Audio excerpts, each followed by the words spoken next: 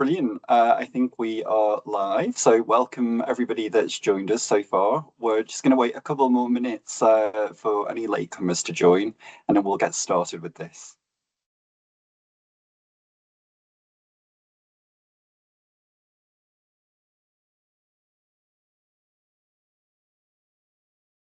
Oh, that's not a good sign. We dropped from 90 to 89. There we go. We're back above 90. That's great. I'm going to wait just a couple more minutes. It feels like we've got a few more additions coming, and then we'll get started really quickly.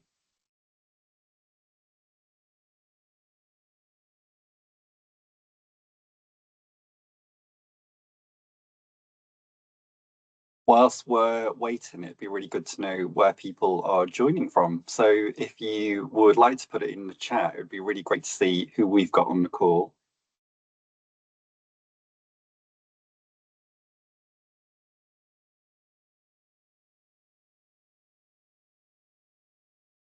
Ulster, brilliant.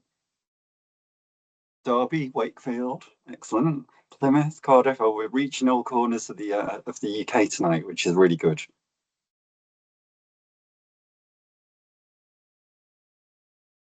Excellent. Well, we are over 100. We said that we would start at 6, and it's 3 minutes past 6. So I think we'll jump straight into it. So thank you all very much for being here this evening.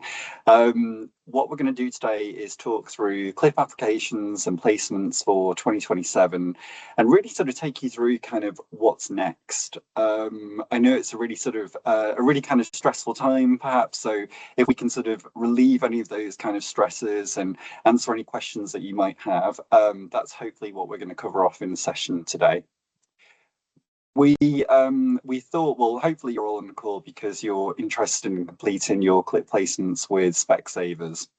But we thought it'd be a really nice way to kind of start things just with a little bit of an insight into the amazing culture that we have at Specsavers and why we think that this might be the right place for you to complete your placements. So I'm going to play a brief video and hopefully the sound will work now. But if it doesn't, please do let me know in the chat.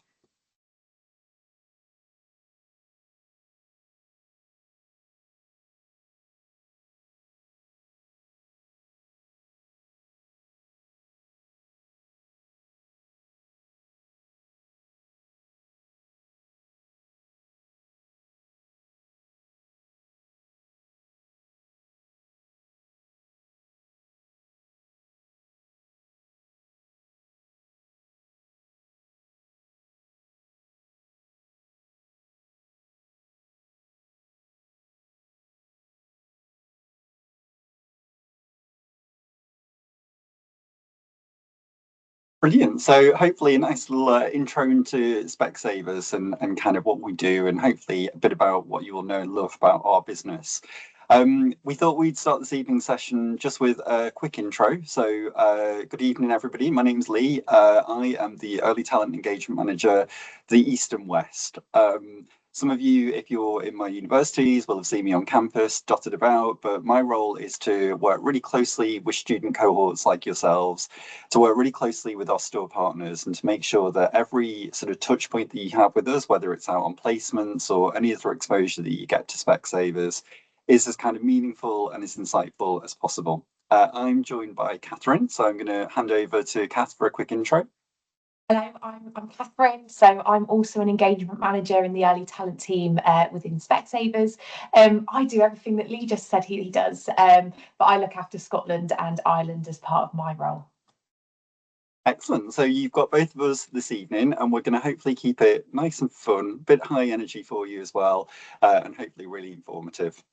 We're not the only ones on the call, so we do have our Q&A squad today. So we've got Beth, who's the head of early talent. Neil has joined us, who's our head of optometry development, and Sam is also one of our early talent engagement managers. So Beth, Neil, and Sam are our official Q&A squad. They're going to be on hand to answer any questions that you might have. So if you do have questions as we go through, please put it in the chat, and there will be an opportunity at the end of the session today for us to answer any questions that you might have as well. A bit later on, Neil's going to be giving us a more detailed insight into our fantastic CLiP Academy. So we'll hand over to him a bit later on, so you'll get an intro with him as well. But hopefully the team have also a quick hello in the chat at this point now. Excellent. So Kath's going to take us through the agenda.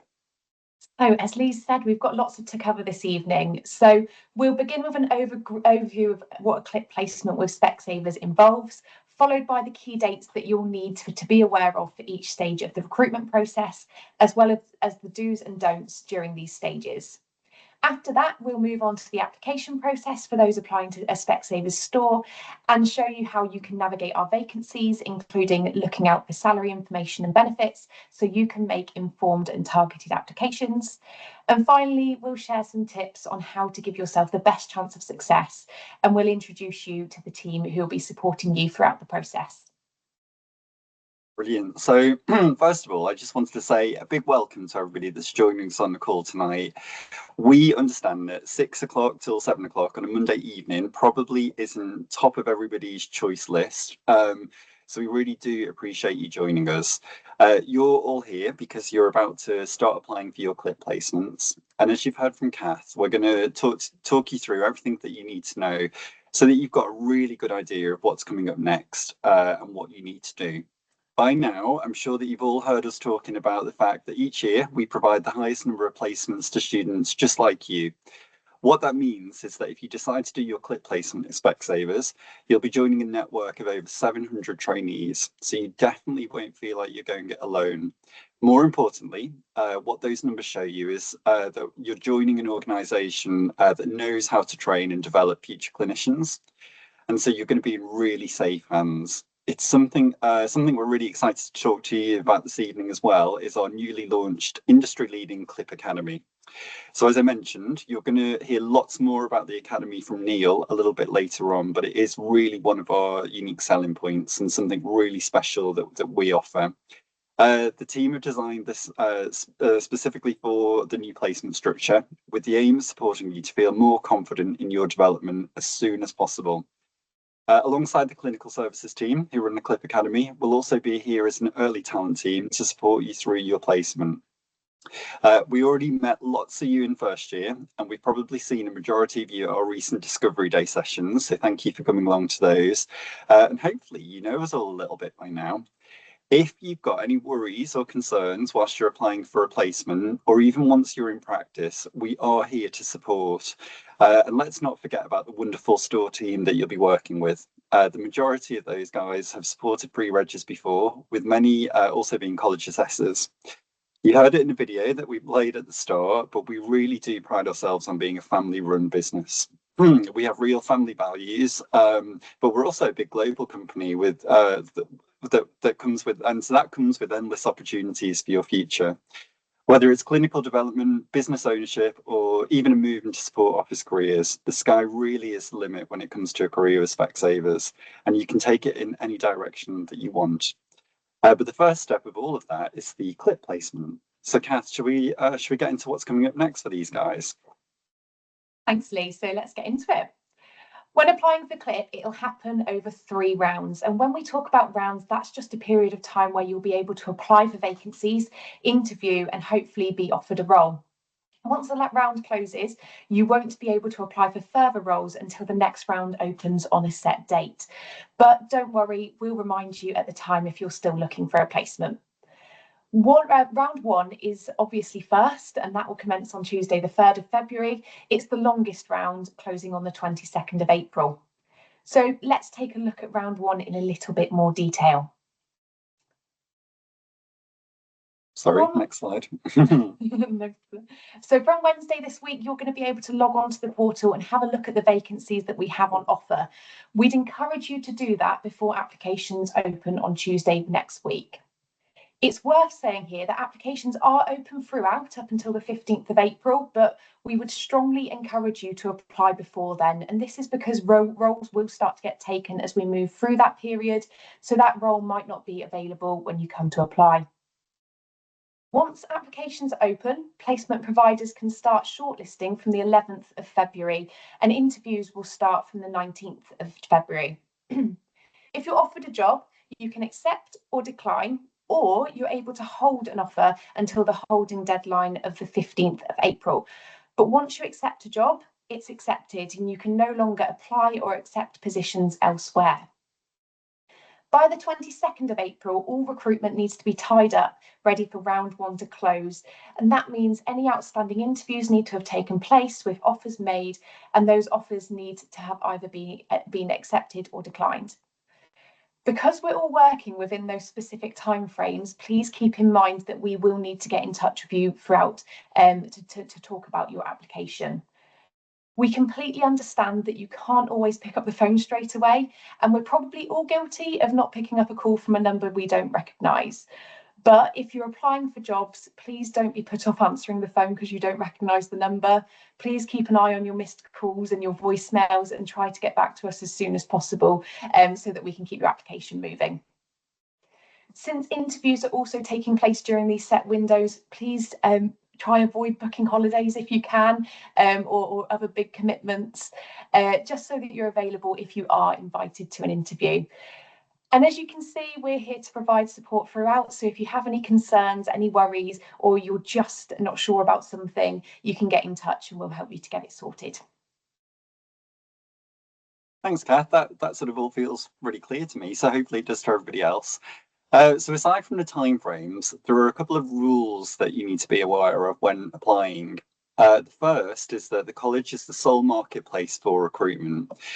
So you must put your application through the college. Each of you will get up to 5 applications per round.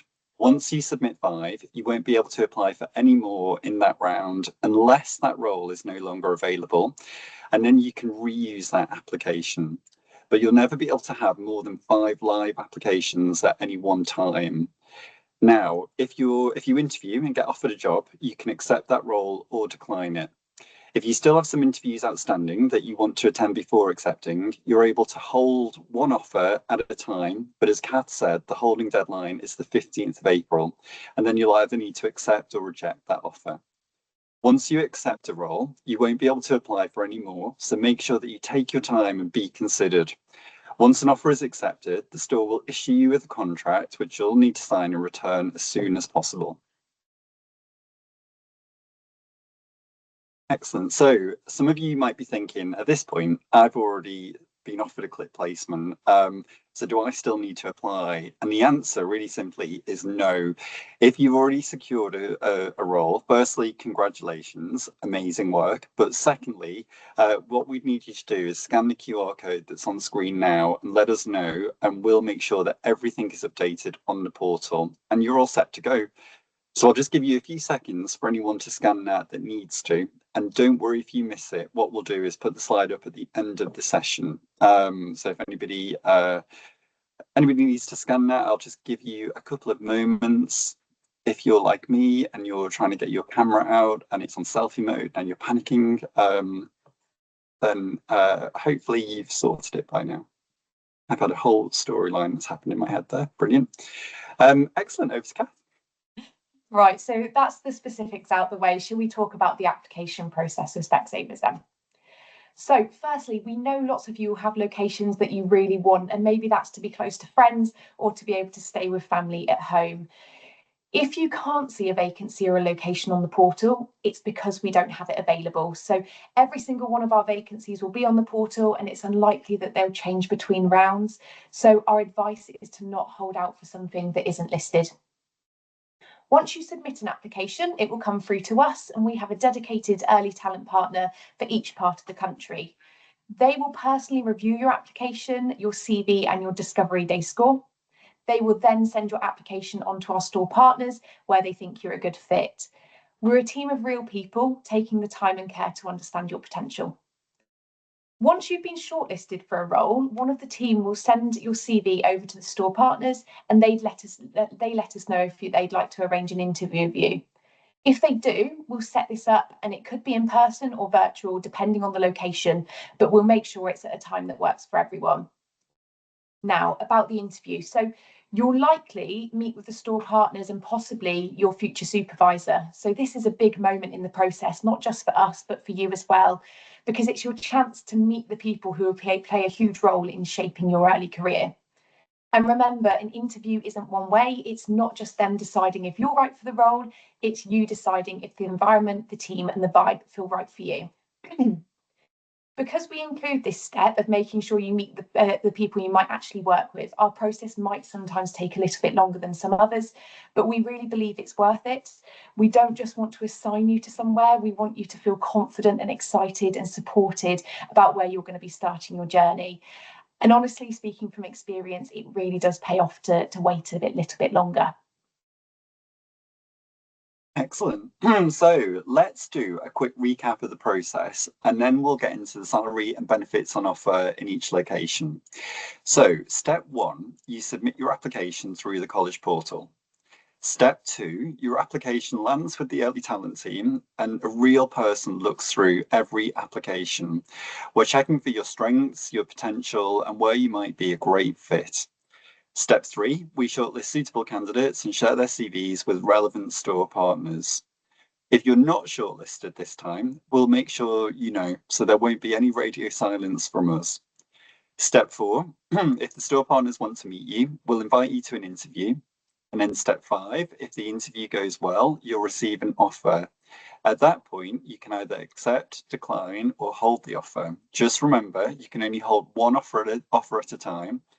And then step six, once you accept, we'll process it through the college portal and your new store will send you your CLiP contract to sign and return. And then you're officially on your way, which is a big sigh of relief, I think, for people. And if it helps, this is a perfect moment to grab a quick screenshot of the slide that we're on right now.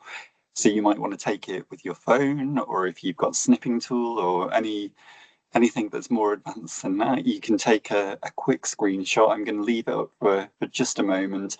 And again, if you don't manage to capture it, but you do want it at the end, please let us know and we can come back to it. Excellent. Let's go on to the next slide then.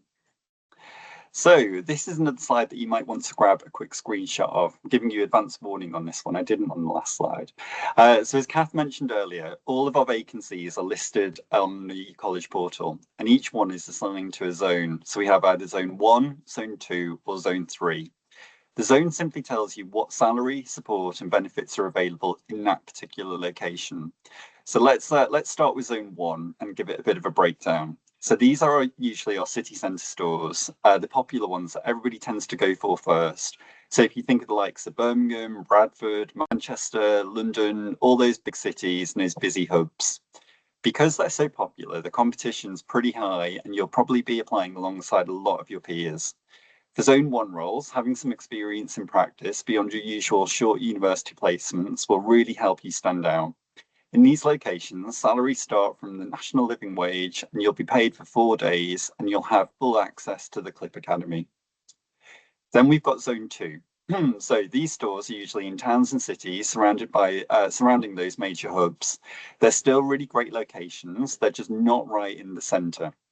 In zone 2, you'll receive an enhanced salary between 27 to 29,000, which is advertised at the full-time equivalent. And again, you'll be paid for 4 days. You'll still get access to the CLiP Academy, and there's also the possibility of flexible working. That might look like something as simple as having 1 weekend off a month to travel home, and it's definitely something to talk about at interview.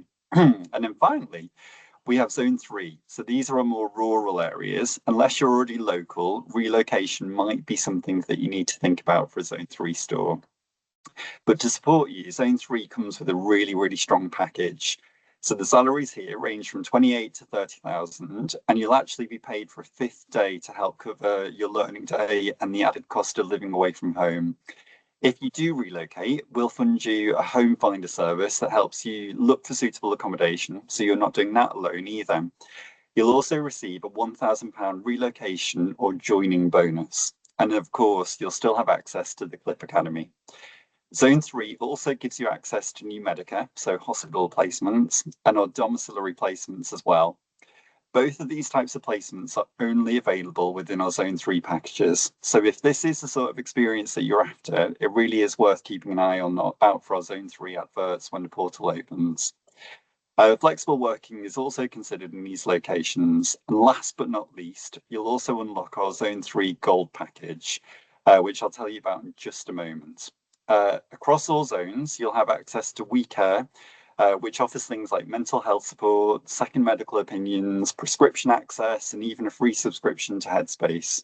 So it's pretty good, right? Our best advice is to spread your applications across zones. Zone 1 is really competitive, so you don't want to put all of your eggs in one basket. If you're set on applying for Zone 1, we'd recommend 1 or 2 applications there, and then spread the rest of your applications across Zones 2 and 3. What this will do is give you the best possible chance of getting an interview and an offer from one of our stores. Excellent. So I talked about some of the perks, and some of you might have seen this slide at the Discovery Day presentations we did, but I just wanted to kind of loop back onto the gold package that I mentioned earlier. So, as I say, if you came to one of the Discovery Days, you'll already know that anyone who scored a gold automatically is eligible for this package when they accept a role with Specsavers, no matter which zone you're in. But even if you didn't score gold, you can still unlock the gold package simply by accepting a role in a Zone 3 location. The whole idea behind it is really simple. What we want to do is help you make the most of a home away from home. So how does it work? Well, the gold package gives you 2 extra perks, one personal and one professional. Once you've accepted a role, we'll check whether you qualify based on what I've just talked through there. And if you do, we'll get in touch and we'll help you register for our benefits. On the personal side, it could be something that just makes life a little bit easier or more fun when you're starting out. So it might be a 1-year subscription to Netflix. It might be funded gym membership, or even a year of HelloFresh deliveries. Basically, something that supports your well-being and gives you a bit of comfort outside of work.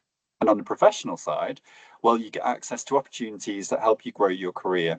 So you might choose our Foundation to Partnership program, which helps you prepare for business ownership once you're qualified. Or you might opt for some mentoring from one of our clinical leaders.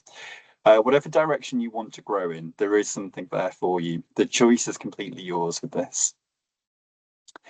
Now, this also feels like a really good opportunity to talk about your recent Discovery Day results.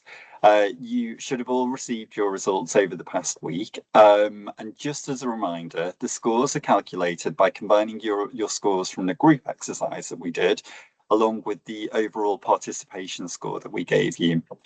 As we'd normally expect, the vast majority of students that attended the Discovery Days received an amber score, which is a really, really great score and absolutely where we'd expect you to be at this stage in your degree and your experience.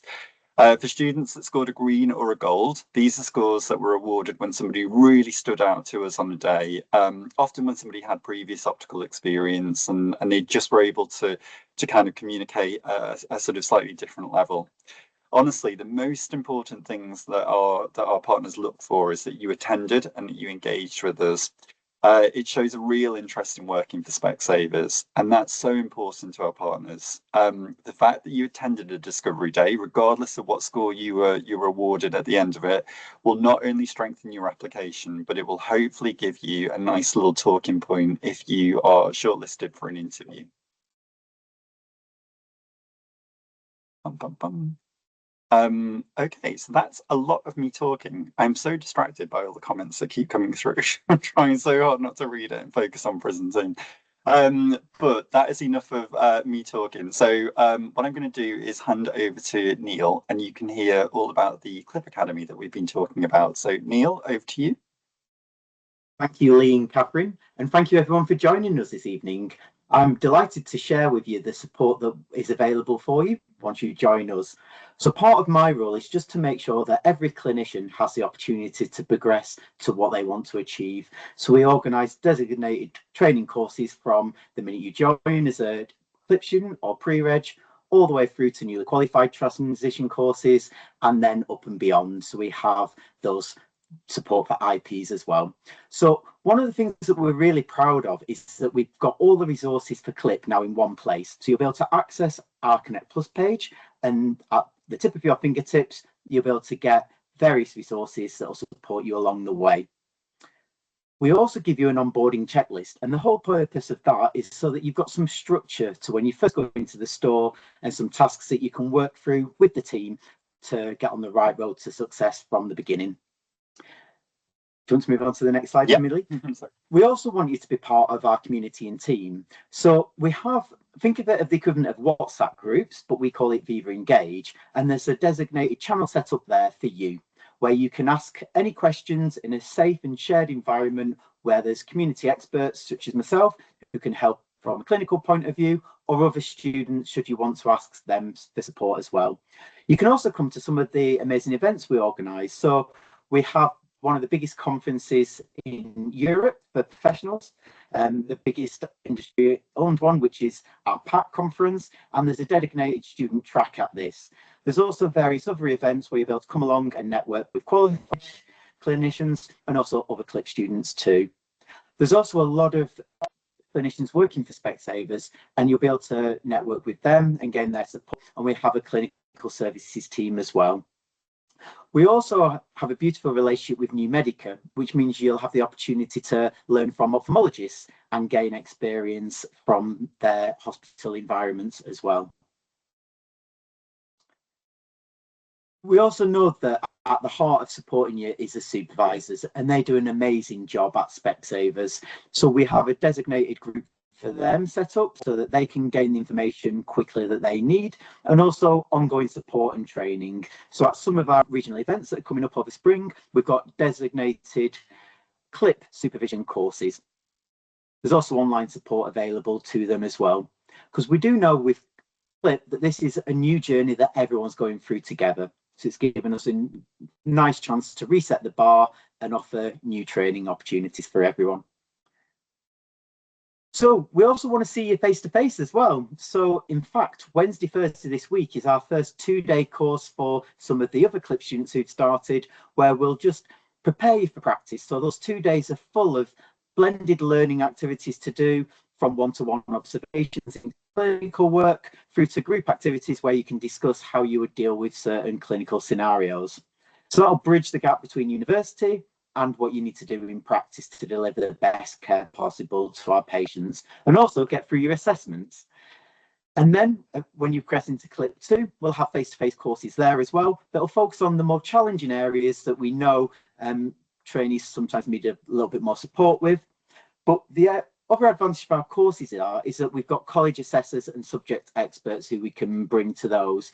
So in fact, from a CLiP assessor point of view, there's only senior assessors doing it at the minute. They're actually training another 18 assessors tomorrow, and there's a few of Specsavers employees, including myself, who's going to get trained up there. So we'll also be CLiP assessors too, alongside scheme for registration.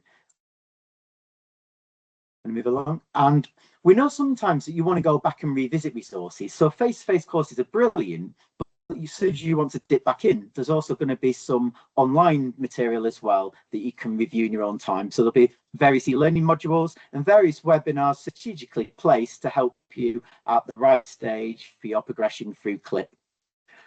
We also have an optometry essential study guide, and that's become a Bible for both pre-regis and now CLiP students, where there's lots of handy clinical tips on all aspects of clinical care. So we'd encourage you to review that to complement your university notes. One of the things that we've always wanted to do, and CLiP's given us a chance to look at things differently, and that's to come to visit you in your own store environment. After all, your assessments are now happening there, so it makes sense if we can. But as Lee and Catherine alluded to, by having over 700 trainees to organise 700 one-to-one store visits is an ambitious task, but we're going to do it this time round. In fact, we're arranging those at the minute for those in situ. So the idea of this is that you'll be watched doing some tasks to be able to get one-to-one feedback and personal coaching and teaching tips. We'll also do that in CLiP 2 via some virtual coaching sessions, and this will really help you prepare for those face-to-face visits where you're doing these clinical tasks for your assessor. And this wouldn't be able to be brought to life without the dedicated support team we have. And Sam and Jordan, who you will meet, do an amazing job behind the scenes at keeping us in check, but also make sure you have all the admin you need to be able to progress through CLiP. We also have over 100 facilitators who work with us, who are store partners or various experts who come along to the courses and help us deliver the trainings that you need. There's also dedicated support networks too. One thing as well to mention is that the training wants, maybe I should have put an extra slide in to say that actually we do have a dedicated newly qualified program as well. So, you know, the support is there for you throughout the process. Anyway, I'll hand back to you, Lee, and Brilliant. take any questions. Thanks, Neil. I think we're going to hand back through to Kath, but Kath? Perfect. So thanks, Neil. So I can see that the chat is absolutely on fire. So it's great to see so much interaction. And there's been a lot of information so far, but as we start to round it up, we just wanted to leave you with some of our top tips as you start to think about making your applications. So firstly, as Lee mentioned earlier, our city centre locations are by far the most popular. Now, we're not saying that you shouldn't apply to these locations at all, but just be aware that if you are applying, they are likely to receive that higher volume of applications for the stores to consider. That's why all of our vacancies, as Lee said, include that zone so that you can help you to understand how in demand that location is likely to be. So to give yourself the best opportunity, we'd suggest spreading your applications across the different zones with a maximum of 3 applications in zone 1. Next, please make sure you provide us with your most recent and up-to-date CV. Your CV reflects your experience and helps us to decide whether you're going to be suitable for a role, so make sure it highlights everything you want us to know. If you need to update your CV, please send the latest version to us.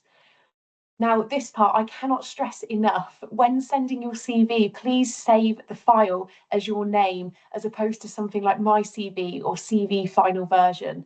Having your name front and centre on the file really helps us to work at pace when we're navigating between CVs. And as you can imagine, if we're sending a short list of CVs across to our partners and there's 10 files that are named My CV, it can become confusing very, very quickly. Another bit of advice is that it's okay to take your time. Deciding on where to complete your CLiP placement is a really, really important decision. You need to make sure that you're going to be happy and supported, which we're sure you will be with at Specsavers. But take the time to get to know the team that you're working with and make sure the environment is the right fit for you. Remember, you also have the option to hold the offer to give yourself that extra time.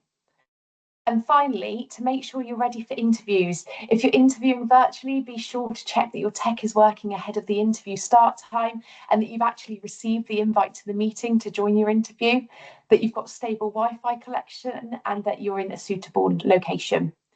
If you're interviewing in person, plan your travel so that you arrive with plenty of time. And preparing for your interview doesn't just mean being ready and present at the right time, it's also making sure that you're ready for the questions that could come your way. So before the interview, take the time to learn more about Specsavers as a whole, but also to research the individual store that you're applying and interviewing with. Doing this shows that you've got a genuine interest in joining that particular store, and it can help you to tailor your answers to the questions they might ask, such as why you actually want to work there. Quite often, you might be asked to give an example of a time when. It can be hard to think of an answer on the spot, so making sure you cover all the important information. And so what can be helpful is having a technique in mind that can help you to structure the answers to these types of questions. One of the most common techniques is the STAR technique, where you start by describing the situation, then the task at hand, the action you took, and importantly, the result that you had because of that action you'd taken. A quick internet search will bring up lots of information about the STAR technique to help you to apply it to your own examples. So do take the time to have a look into that. As we've already mentioned, as well as interviews being a chance for you to get to know, for us to get to know you, it's also an opportunity for you to get to know the people you'll be working with. So be prepared to ask some questions of your own, because this might just help you to decide whether it's the right opportunity for you. And of course, first impressions really do count, so make sure you arrive ahead of your interview time, that you smile and speak clearly and put your best foot forward. As an optometrist, communication and building rapport with your patients is so important, and these are skills that you can demonstrate from the moment you walk through the door to your interview and throughout. Brilliant, thanks Kath. So as we start to reach the end of our presentation, what we wanted to do was introduce you properly to the wider early talent team, who will be supporting you every step of the way through this CLiP process, but also through the next couple of years. Some of you might have seen this video before, but it is a good one, so we're going to play it again. Let's meet the team.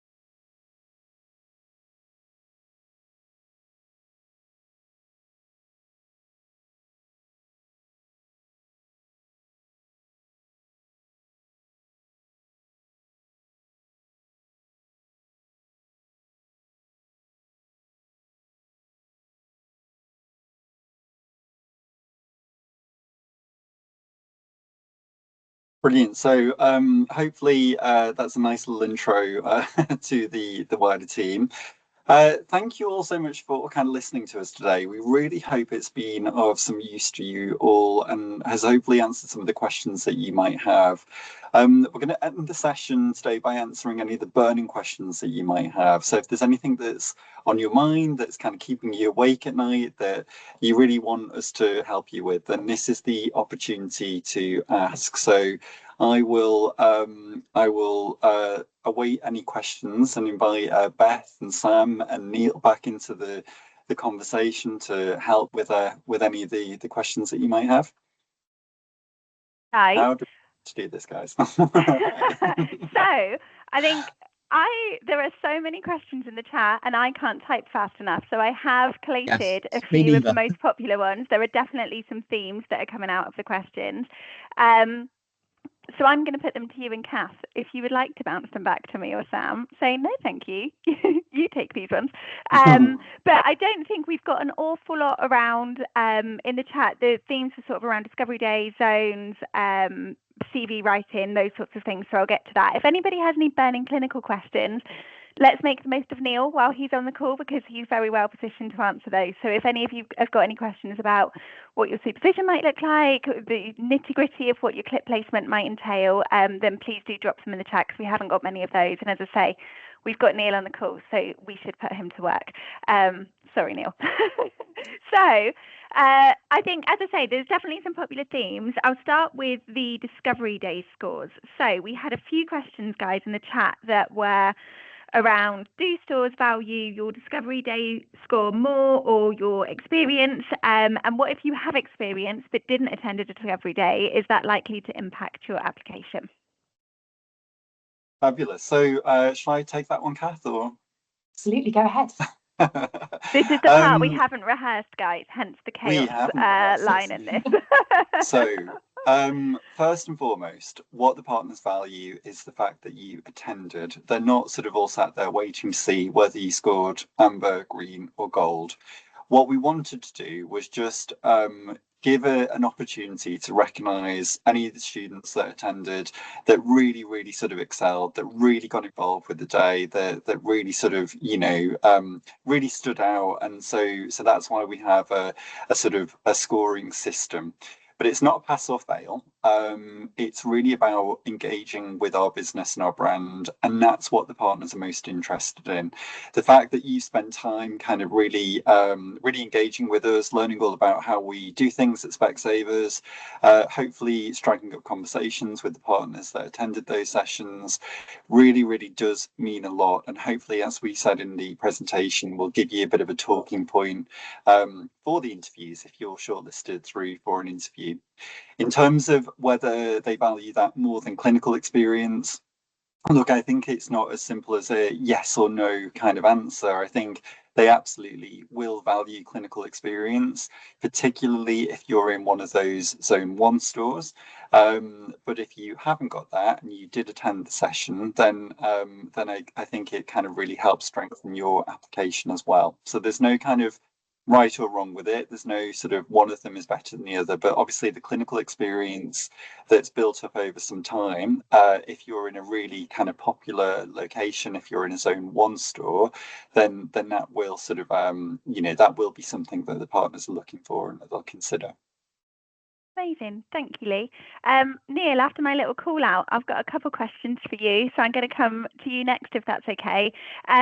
Poppy would like to know, will our supervisor always be with us in the consultation room, or will we be alone conducting the site test and then have everything checked? How does that work? Yeah, well, things change as you progress. We just need to make sure everything's safe. So any work you do, someone needs to be on the premises, but the amount of direct interaction depends on how far you are progressing with the scheme. So, for example, they'll be with you a lot more in the room at the beginning, and as you become more competent and experienced, that will reduce gradually. But everything you'll go to your supervisor for checking off, and between you, you'll work out at what stage, the bar moves on that. Thanks, Neil. And another question is, how long sort of do our trainees have to test patients? And is there anything in place to make sure that sort of supervisors are doing everything correctly on their end?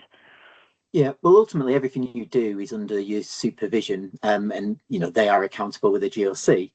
In terms of, it's not that there's a set testing pattern. It all depends on the patient and what they need. So you will naturally take longer with patients at the beginning, and certainly with more complex ones, but that will vary as you go through CLiP. There are certain timelines for if you're doing the CLiP with a college, where they're expecting you to do an eye exam and some clinical work in an hour and 20 minutes by certain points. So we just adhere to that. But it will be a working relationship that you decide with your supervisor, because every store's different and every demographic and patient needs are different as well. Brilliant. Thank you, Neil. Cass, I'm going to come to you for this next one. I feel like I might just pick a little tribute every time I ask a question. So we had a few questions around sort of zonal packages. One of them, well, a couple of them being actually, how do you find out what zone a vacancy is? Is there a way they can search for that? Absolutely. So all of our zonal packages are on our adverts. So this is why it's really, really important that you use this viewing window from Wednesday, when you can start to log on and see what vacancies are available, so that you can look at those zones and start to plan where you might apply. So it will have the zone. You can search by the zone as well. So if you're particularly interested in zone 3 locations, you can do that to help you to target where you want to apply for those.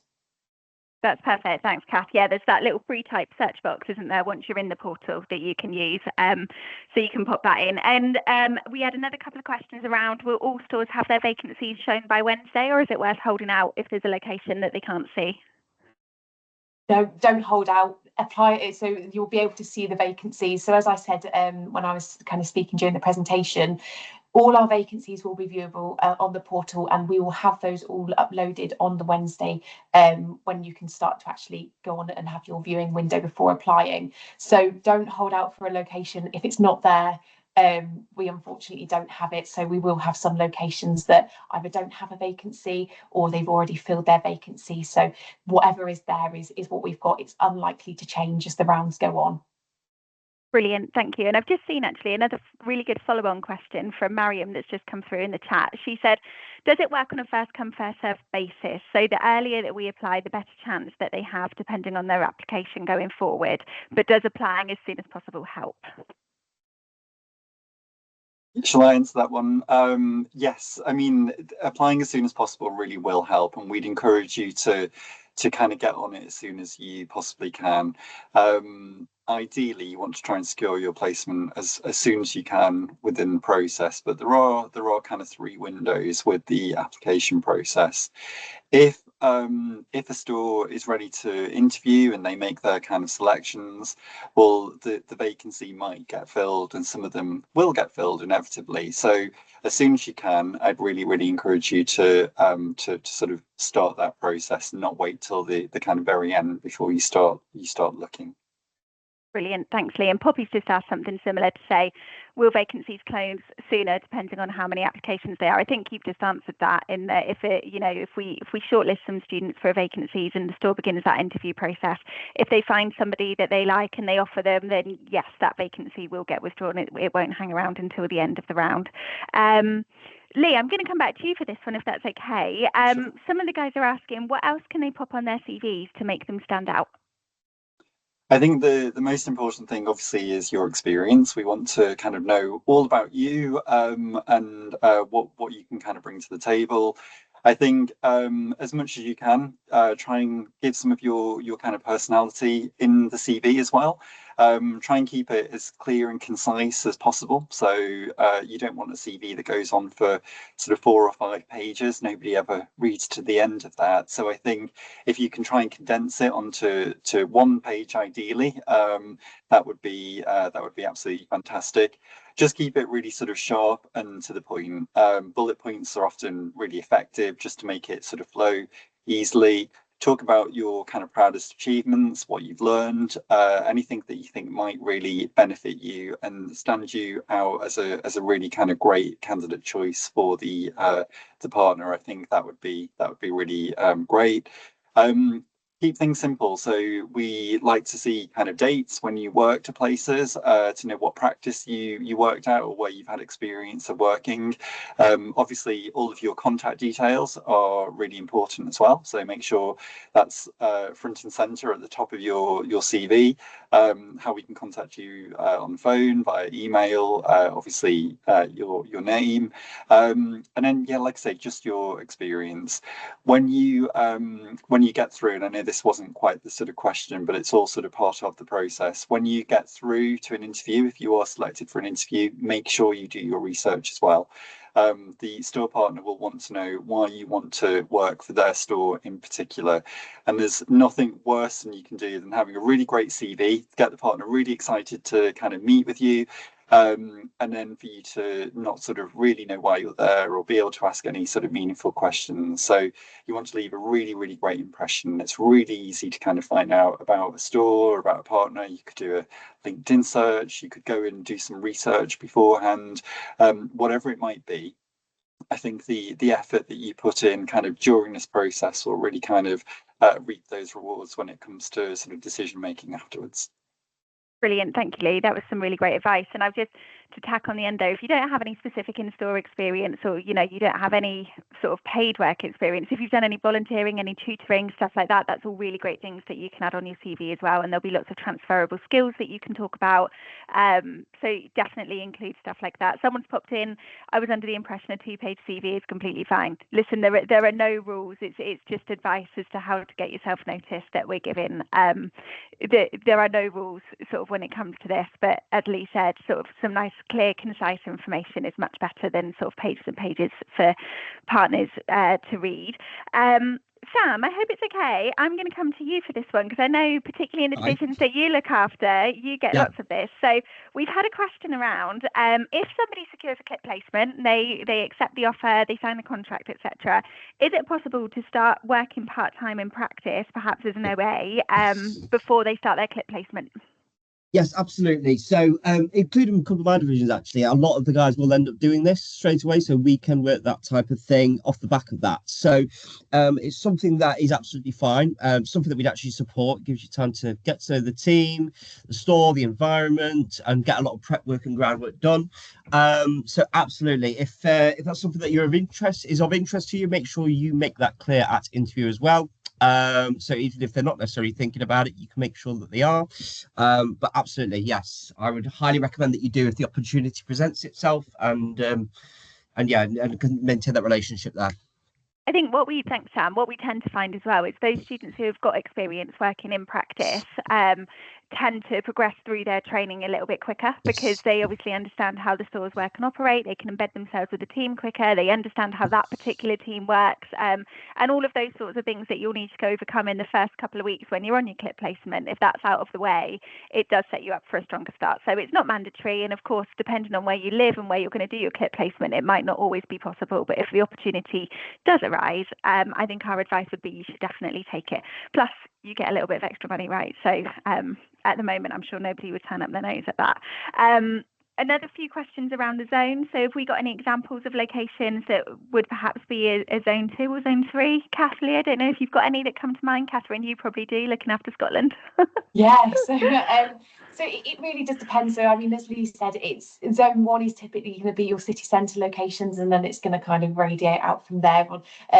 Where you're a bit further out, it's going to be the zone 2. So I mean, looking after Scotland, you're going to probably find that Glasgow, for example, is your zone 1. Across to Edinburgh is probably you're going to find locations that are zone 1 as well.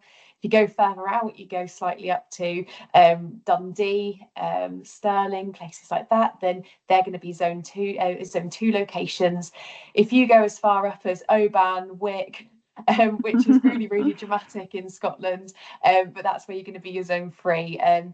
So you're going to find that it's going to vary across the UK, really. So some of you might not be familiar with Scotland, but yeah, the further you get out from those city locations, typically you'll find your coastal locations are going to be those zone 3s. So yeah, just have a look on the adverts, really, and they'll give you the best indication. Brilliant, thank you, Kath. And then there's been a couple of questions, not as many as we normally get, I'll be honest, but I'll answer this one if that's okay, just in regards to the CLiP contract and the sponsorship, or tie-in agreements as it sometimes is known. So we've had a couple of questions come through, and it might be on some of the other guys' mind here, but they just haven't asked it, is, you know, how long do I have to work for Specsavers for once I finish my CLiP placement? So it's something that we really commonly get asked, and regardless of which provider you do your placement with, the likelihood is that you will have a CLiP contract, and you'll also have a sponsorship agreement that might be called a tie-in period, but it's all the same thing. And essentially what that means is anybody that is training you, for the length of time that they train you is the length of time that sponsorship agreement should be in place for. So if it takes you 12 months to complete your CLiP placement, for example, just using some really easy numbers, then your sponsorship agreement should last for 12 months. And that means that once you're qualified, you work in that practice for 12 months, and then sort of that period of time is over and you're free to move on. And, you know, we would hope you had a great experience where you trained and would want to stay. But if you don't and you want to sort of move back home or relocate elsewhere, once that time period is up, that's when you're sort of free to move on and go wherever you want. Now, obviously, if you wanted to leave before that period is up, then you absolutely can. There's nothing sort of to stop you from doing that, but it would be subject to the terms of your sponsorship agreement. And usually that includes sort of any costs that practice have laid out in order to train you. And so you just really need to have a really thorough understanding of what that entails, and make sure if you are given a sponsorship agreement that you really read through it and understand it before accepting a role. And if you have any questions, then we're absolutely here to help answer them. And at any sort of store that utilises sponsorship agreements is more than happy to talk through that as well with you. But as I say, that is an industry norm. It's a standard, regardless of whether it's with Specsavers or with another provider. The likelihood is that you will be required to sign a sponsorship agreement. So for those of you that had asked, I hope that's helpful, and for those of you that hadn't, I hope that's helpful too. Sam, is there any questions that I've missed in the chat? There's just one actually about if somebody relocates to outside, say, London, for example, like to Dundee, is an example given, which I thought was quite interesting. Would we have to commute back to London to attend uni for 1 day a week? Which I thought would just be interesting to answer generally. I can take this one if you want, or I don't know if you wanted to take it. You can take it. You started. Yes, sure. It was just one of those. I thought it was quite a relevant, important thing. There's a lot to be confirmed yet with each university. Neil, you may be able to add a bit on this as well, but we will confirm with unis exactly how this will work. A lot of it will involve remote learning as we understand it at this point, even though we don't have specifics, just to support, because in reality, not all the students that attend university in London are going to secure a placement in London, for example. So, you know, we will support you there as much as we possibly can. We don't have specifics. Each uni is doing something slightly different, but keep talking to your course leads as they finalise that and detail that, and anything that you need support with, your store, us, and your uni, and the college, I think, as well, more importantly, we'll all work with you to support that. Neil, is there anything you'd add on that? Because I know we've been working with a couple of unis on this stuff already, so... Yeah, absolutely. And I guess these tie in a lot of those questions about what's a study day and, you know, how does it work if you've got resits? And the reality is you've almost got two hats as a CLiP student. You're still a student at your university, so there are certain regulations around that. And you're an employee as well. So the universities and employers, such as us, are working really hard together to piece a jigsaw together. Now, most universities understand that your CLiP placement won't be on the doorstep. So during the placement, they will do mainly remote work for you to do. There'll be certain activities and tasks. There may be face-to-face things, but they will be planned way in advance, and that everyone will know that those days you may need to go back to the university, but the university is trying to look at minimising that or do that in the most productive way. In terms of the study day, basically there's 4 days where you need to have access to be able to work with patients, whether that's dispensing or testing or contact lenses. And then the extra day of work is to complete your university tasks, prepare for your assessments. So it's just a protected learning day. But for example, when we have courses, that will be the day that you use for the courses. Now, it's not as descriptive as it will be the same day necessarily every week that you need for the uni, but it'll be a certain amount of time. In terms of the research side of things, it depends what you need to redo. So the way the CLiP program's designed is that certain tasks that are classed as lower risk, you'll be given the opportunity to resit those. If it's a higher risk thing, then there is a chance that you might need to redo the whole of that CLiP element again. So i.e. repeat CLiP 1. If it's linked to the university, then the resits will follow the university's protocol, and it may be that you do some resits at the end, which may just mean that there's a little bit longer before you end up on the GLC register. But again, each university will be different, so you'll need to work through the guidance that they offer you on that. Do you reckon that answers it, Sam? Because it's a very wide topic, isn't it? It's quite broad, isn't it? But I think the overarching important point was, if you do live in London, and from a biased point of view, if you want to go to a lovely part of the country called North Wales, I will do everything to make sure that we can accommodate you as best as possible in North Wales and make sure that your study is okay. This is not a webinar to plug our division, Sam Mould. Thank you very much before we set off Kath and Lee. Someone's asking the difference between CLiP 1 and 2. Basically, what they're doing during CLiP is assessing you against the General Optical Council's standards of practice. So they've been divided into 2 sections, so that there is a chance that you need to resit things you can. But obviously, the clinical skills required increases as you go throughout CLiP. So that's how it's just been structured in that way. But they're all based on what's called Miller's Pyramid, and you work from the bottom, being able to just have knowledge of certain things through to being able to demonstrate them and be competent. If you want a bit of an overview, there is a framework from the college that tells you exactly what is in CLiP 1 and exactly what is in CLiP 2. But like anything, the skill needed advances as you progress. Thank you, Neil. And then we've just got a couple of minutes left, and a couple of the guys are desperate to understand whether or not the ads will say how many places are available at that particular store. They won't, I don't believe. Emma, please pop on and correct me if I'm wrong. But I don't think that they will, but that's not to say that they won't. And the reason that we aren't advertising that, Emma, am I correct? I'm second guessing myself now. We are actually putting the places on, Beth. We managed to sort that. You were right initially. Yeah. So the placements will be on at the store, so you'll be able to see how many there is. Yeah. Brilliant. Thank you so much. And what I would say is, if we're only advertising 1 vacancy, or maybe we're only advertising 2, but there's a group of you that perhaps want to relocate together, don't let that put you off. Drop us an email, and we'll speak to those partners to see if they could accommodate any extra trainees in practice. Or it might be that we've got a number of stores that are close together where, you know, you and your group of friends could find some accommodation using our home finder service that we provide, that's sort of good commutable distances for all of you. So there's definitely options there. I would say don't take those placements as Bible. If you want to relocate with, you know, somebody else, drop us a message and we can definitely look into it and let you know. And I think that makes us out of time. And I'm so sorry if you haven't had your questions answered, but I think we tried to get to most of them. If there are any burning questions that you have that we haven't answered, please do just drop us over an email. You can get us on early.talent@specsavers.com, and one of the team will make sure that we get back to you. And Emma, I think I'm right in saying we've recorded this, and we will distribute it around as well. And perhaps we can try and collate some of the questions that are in the chat and do a bit of an FAQ for you guys as well, if that would be helpful. So yeah, thank you all so much. We'll let you get back to your evenings. Very much, brilliant. Thanks so much. Thanks, everybody. Thank you, everyone. Have a good evening.